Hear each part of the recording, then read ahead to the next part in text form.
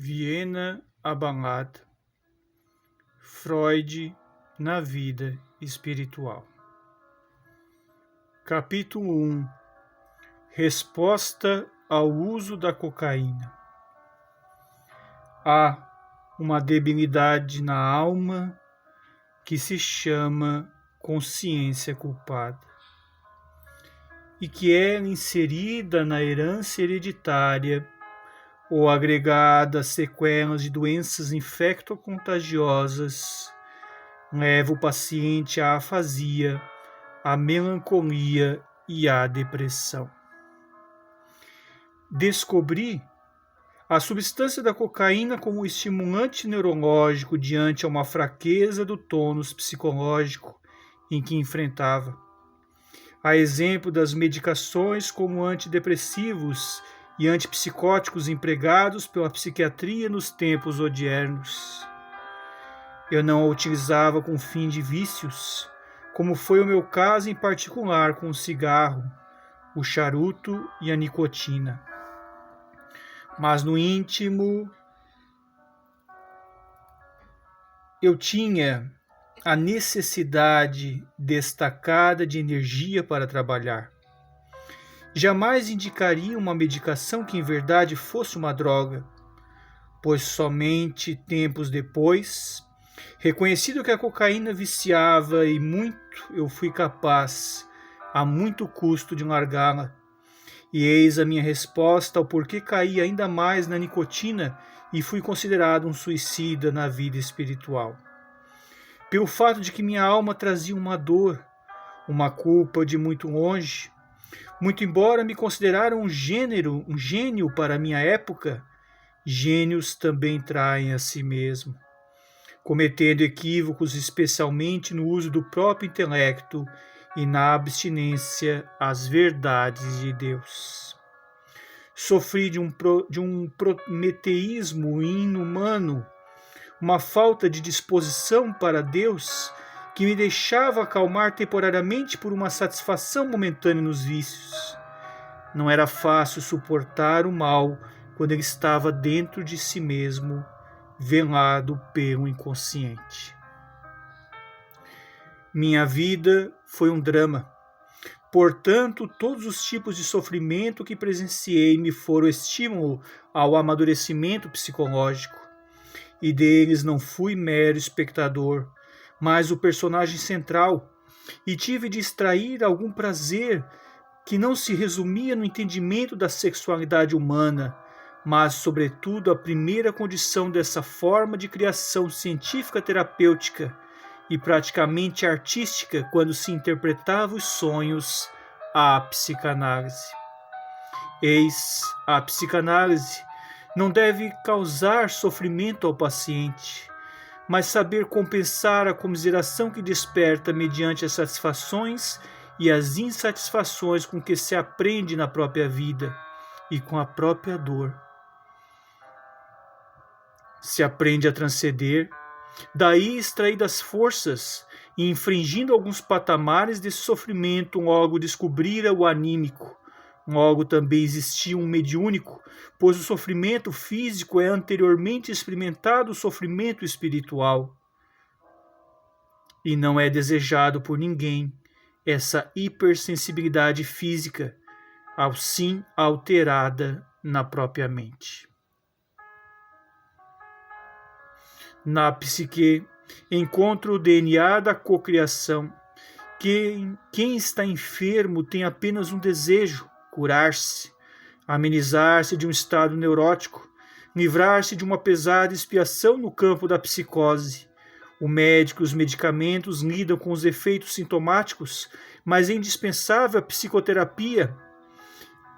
E a psicoterapia do futuro precisa trabalhar os elementos do espírito, e o estudo que vem empreendendo na espiritualidade desde que me restabeleci foi o estudo do corpo perispiritual, o corpo fluídico do espírito, o intermediário entre o espírito e a matéria resfriada, e através dele a sensibilidade ou inibição das sensações, dos instintos, e negar ou entorpecer a mente com a fantasia ao ponto de fazer-se-nos extrair um gozo sexual, quando enfim devo admitir que o sexo não é puramente animal, e sim a sua manutenção, além da procriação e das necessidades fisiológicas da espécie humana. Nós vemos no próprio sofrimento íntimo que há energias circundantes, energias circunspectas da própria mente. Se o médico não aprender a se colocar no lugar de alguém que sofre de um mal físico, não encontra aí nenhuma resposta para a dor emocional, ou seja, a medicina do futuro necessita de atender não somente o corpo, mas sobretudo o espírito, a alma. A mediunidade converge na produtividade psíquica. Bem por isso, o paciente corporalmente enfermo precisa de um tratamento meta-humano. E figurar no palco como um requisito psicodramático, e não como herói falido, onde determinados aspectos influem uma energia psicobiofísica em estado de intenso labor ou trabalho infrapsíquico. No desamparo da sua alma, o doente não encontrará a plena satisfação física.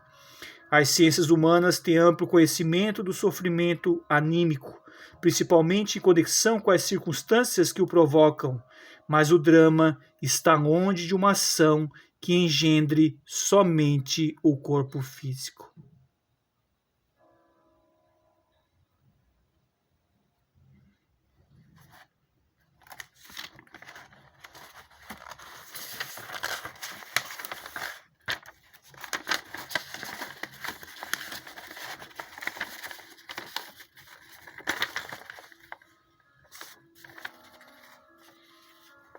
Prosseguindo com Freud na vida espiritual.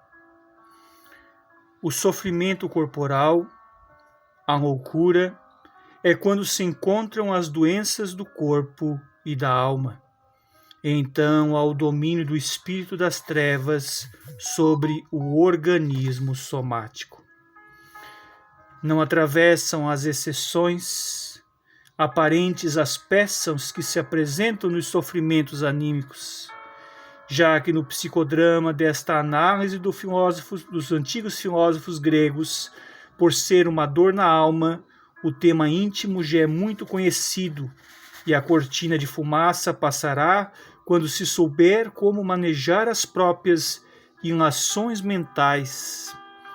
Não é fácil expor-se para uma catarse, e um labor do terapeuta é exaustivamente exercido segundo as condições que regem a energia e faz compêndio de informações na ação mencionada em análise.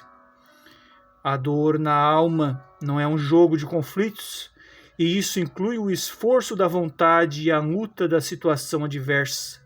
A luta contra os deuses representa a batalha contra os maus espíritos, tentando senhorear a psique humana e vicejar o primeiro e mais audacioso cumprimento dessa condição, sobreviver em equilíbrio mental.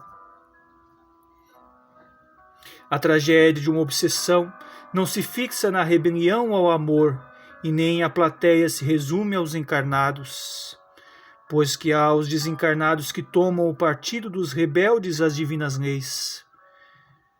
À medida que se vai descrendo da divindade, mais vazia se torna a condição humana, em que o discernimento carece da paciência, do amor e do coração, no que passa a responsabilizar-se, consciência, pelos sofrimentos causados ou infligidos ao trem. Assim, a luta do herói da sobrevivência não é contra a sociedade dos homens, e sim contra um lobo voraz que coabita dentro de si mesmo. O príncipe das profundezas deixou o submundo espiritual para cavalgar à beira-mar. Ele traz consigo uma vontade de potência e o desejo incólume de projeção, direcionando suas fantasias narcísicas a furtar-se das princesas terras, não mais esse príncipe no castelo da tangibilidade, mas a esfera imortal ou moral. Era a psicanálise a espada flamejante para dar combate ao dragão da ilusão, que na tentativa de molestar ou espalhar o medo no mundo, respirava o cunho elitista, nórdico e sensual. Aqueles que dependiam do leite materno da princesa Terra, a mãe virgem, e presença do voraz dragão, lutavam em sobreviver diante o medo do obscuro, da ignorância e da crueldade, até que houve a intervenção do príncipe da luz, que diz: confiem em minha alma, que os guiarei em segurança a caminho da luz. E as 7 correntes filosóficas foram libertadas, e as 10 pragas psicológicas foram vencidas, até que o único medo que permaneceu personificou-se como o medo da própria sombra e o temor da introjeção dessa sombra no si mesmo.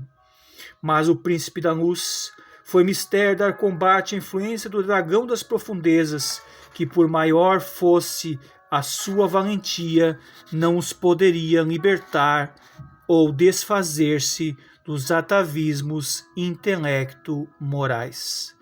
Essas foram palavras de Freud, além da vida, Freud na vida espiritual, numa psicografia do Espírito Amigo e Robert de Filho. Este foi o vídeo de número 1, desejando a todos muita paz. Viena abalada, o dossiê secreto de Sigmund Freud. Muita paz e muita luz no coração de todos. Robert de Filho.